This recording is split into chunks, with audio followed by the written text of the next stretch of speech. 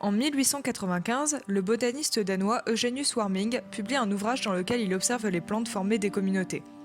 Un métabolisme dans lequel les plantes naissent, subissent des modifications et sont finalement remplacées par une autre communauté différente d'elles.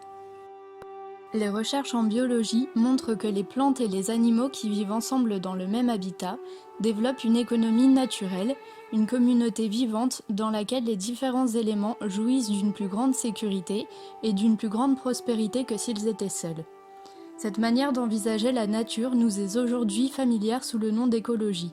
Ce terme est aussi utilisé en sociologie dans l'optique d'étudier les communautés humaines. En 1952, Robert Ezra Park, sociologue américain de l'école de Chicago, va justement utiliser cet angle pour essayer de caractériser la grande ville moderne, en opposant le système ville ancienne, ville moderne, la première visant à l'autoconsommation et l'autre à une production spécialisée très étendue. Visiblement influencé par les travaux que Georges Simmel avait avancés sur le même sujet, il reprend plusieurs de ces notions comme l'importance de la division du travail ou la forte individualité induite par la vie en ville. Pour tenter de décrire la morphologie de la ville, Park avance que la concurrence, qui est le principe organisateur fondamental dans les communautés végétales et animales, joue un rôle à peine moins important dans les communautés humaines. Dans une communauté végétale ou animale, elle contribue à produire d'une part une distribution ordonnée de la population et d'autre part une différenciation des espaces dans leurs habitats. D'après lui, la seule différence notable pour les communautés humaines est que l'habitat est défini par la région économique et que la stabilité qu'offre la concurrence est le résultat de la division du travail et non pas de la différenciation des espèces. En comparant les grandes villes aux espaces avec une plus faible densité de population, Park note certaines différences qui marquent justement le parallèle qu'on peut faire avec la biologie. La diversité de population dans les métropoles modernes serait un indicateur du quotient de vie intellectuelle collective, puisqu'elle permet à chacun de trouver une place spécifique pour aider le plus grand nombre. Si on prend le monde du travail, une ville ne peut fonctionner que parce qu'elle favorise un individualisme.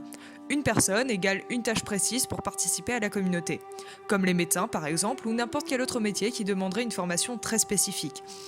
La communauté se trouve alors être renforcée par son hétérogénéité.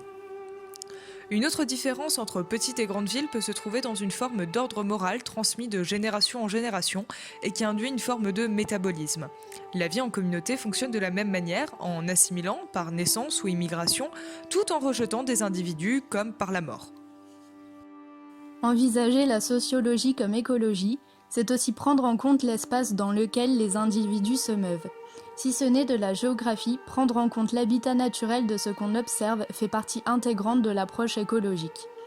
Park précise le lien existant entre espace et communication. L'écologie humaine est analysable en termes d'espace, de mobilité et de position des individus. La croissance urbaine implique des changements de position des individus par rapport aux autres et à leur communauté. Les flux de déplacement vont alors influer sur les structures de la société. Les interactions, en tant que tendance individuelle à agir, sont des attitudes qui maintiennent les organisations sociales et déterminent des changements sociaux.